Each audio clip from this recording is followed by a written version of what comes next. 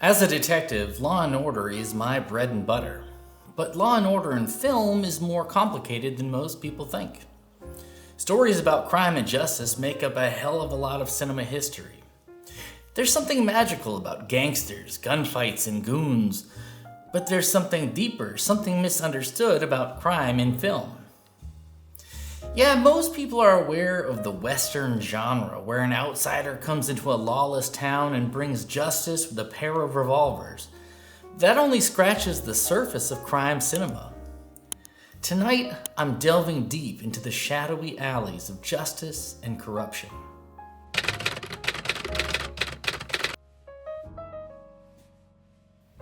In 2021, Malcolm Gladwell, a guy who makes you think while you nod along, introduced the idea of a story compass of crime on his podcast Revisionist History, Season 6, Episode 4, The King of Tears.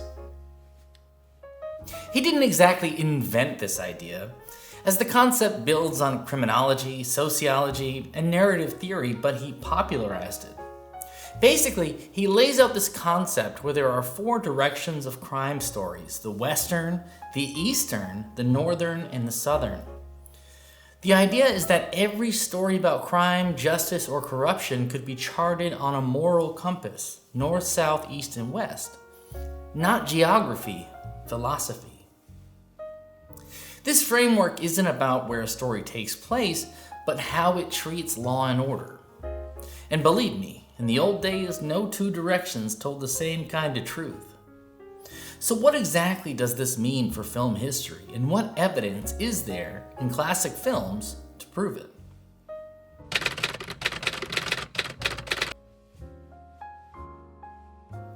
So let's get down to brass tacks and define some terms. According to this theory, a Western is a story where an individual or group brings law to a lawless place.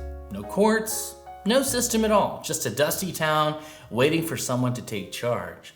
In the Western, there's no law to fix, only chaos to conquer. Next would be the Northern. What is a Northern? Well, a Northern story is one where law and order work like they should. No corruption, no bias. The Northern story believes in the law. Sure, it's slow sometimes, clumsy, but it's basically good. The cops are competent, the courts are fair, and justice, in the end, gets served piping hot. In the Northern, the hero doesn't fight the law, he works with it. A Southern, on the other hand, is a story in which the system works against the purpose of justice. Here, the law doesn't protect the innocent, it hunts them. The system is rotten to the core, and justice only comes from the outside. In a Southern story, corruption isn't the exception, it's the atmosphere, it's the norm. This is a film where the villains, the ones working against law and order, are the lawmen. Finally, an Eastern story is defined by a loner or a small group working to fight a corrupted system. The system stands, but it's cracked.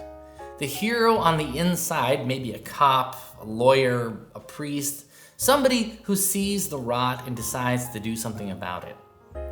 The Eastern story says the system can work, but only if someone inside is brave enough to clean house. The door's open. Hey pal, you the guy they call the classic film detective? The voice was slick, too slick. The kind of voice that could sell birth control to a nun in the Vatican gift shop. Have a seat, kid. Who's asking? Name's Charlie. And boy, I got a deal for you.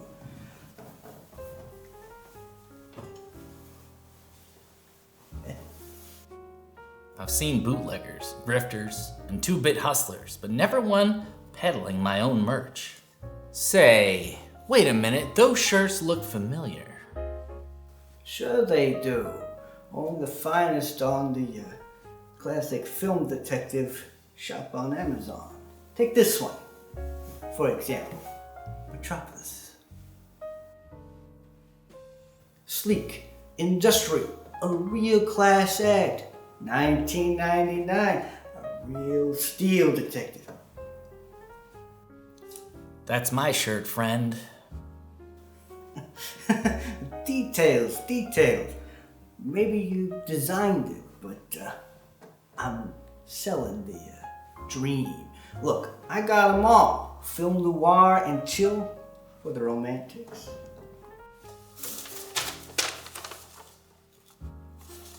That's not in the script. How are you doing that? Don't worry about it. I also got Nosferatu, the Cabinet of Dr. Caligari, and the Carnival of Souls for the weirdos. Hey, but there's this new hot number, huh? Frankenstein, the original emo kid. My dad's doesn't understand. He's a real monster. Plucks at the old heartstrings, don't it? There was something fishy about this, Joe, but I liked his pitch. And don't forget about this classic, huh? What we've got here is a failure to communicate. You wear this one, people listen to you. At least they pretend to. You do realize you're trying to sell me my own shirts, right? Yeah, but you'd be surprised at how many geniuses forget to click their own links. He had a point. Even detectives need to pay the bills. So here's the deal, friend. Head down to the links in the description. Every tee's just $19.99. Designed by a film fan for film fans. Support the channel and look smart doing it. I should have tossed him out on his ear, but hell, I liked him. And those shirts are as smooth as a fresh pressed suit.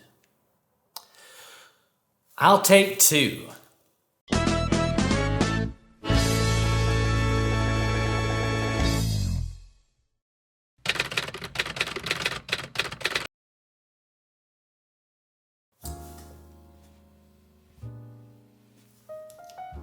So what are some examples in classic film to back up this theory? Let's start with the most obvious, the Western. In these stories, law and order are largely absent, leaving a lone hero to impose justice. Think High Noon, where a sheriff faces outlaws with little help from the townsfolk. Or Shane, in which a mysterious gunfighter restores peace to a troubled homestead. Stagecoach from 1939, where a group of travelers navigates a perilous frontier with minimal law enforcement. Or The Searchers, in which John Wayne's Ethan Edwards takes matters into his own hands to rescue his niece. But Westerns aren't just limited to the American West. No, films like The African Queen, The Bridge on the River Kwai, Seven Samurai, The Thing from Another World, and Lawrence of Arabia also fit as they feature protagonists confronting lawlessness or chaos in isolated, lawless settings. Next, let's think about the Northern, where the justice system is fundamentally sound and crime is an external threat to be solved. Some examples include 12 Angry Men, a tense courtroom drama showing jurors working to deliver a fair verdict. Or Anatomy of a Murder from 1959, where the legal system functions competently while the jury wrestles with the facts. Mr. Smith Goes to Washington is a famous Northern in which a righteous man navigates political corruption but ultimately sees justice prevail. The Wrong Man, Hitchcock's study of an innocent man caught in the legal system, resolved through careful law enforcement. And Call Northside 777 from 1948, where persistent investigation and proper legal channels correct a wrongful conviction. Moving on to the Southern, where the justice system is rotten and an outsider must intervene. Consider To Kill a Mockingbird from 1962, in which Atticus Finch struggles against deep-seated racism in the courts. Or Night of the Hunter, where Robert Mitchum's preacher exploits the law's gaps to terrorize a family. Touch of Evil from 1958, Orson Welles' seedy border town noir of corruption. And In the Heat of the Night, a story of racial injustice where a detective from the outside works within a corrupt town. The Big Country from 1958, which depicts a rancher standing up against a corrupt local power. And in a broader sense, Paths of Glory from 1957, Kubrick's indictment of military bureaucracy and injustice during World War I. Finally, the Eastern, where the system exists but is plagued by internal corruption, and the protagonist must work within it to succeed.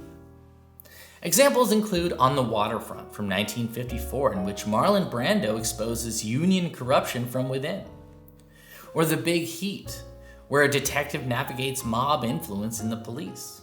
The Maltese Falcon, featuring Sam Spade working within the morally ambiguous private eye world. M from 1931, Fritz Lang's study of law enforcement chasing a child murderer amid flawed systems. The Third Man from 1949, in which post-war Vienna's black market chaos challenges the protagonist. Or Notorious, where espionage and government duplicity force the hero and heroine to act smartly inside the system. And arguably, Casablanca from 1942, where Rick Blaine operates within Vichy and German-controlled systems to try to do the right thing.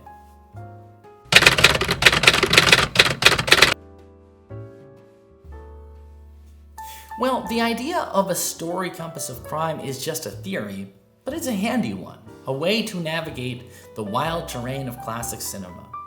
Whether you're trekking into the lawless deserts of a Western, wading through the murky corruption of an Eastern, confronting a rotten Southern system, or trusting the righteous machinery of a Northern, this framework helps you see patterns you might have missed. It's not gospel exactly, and there are always exceptions. Movies love to bend the rules, but it gives you a lens to appreciate how storytellers set up justice, danger, and morality. So next time you pop a classic on the projector, ask yourself, Northern, Southern, Eastern, or Western? And see what the story compass tells you.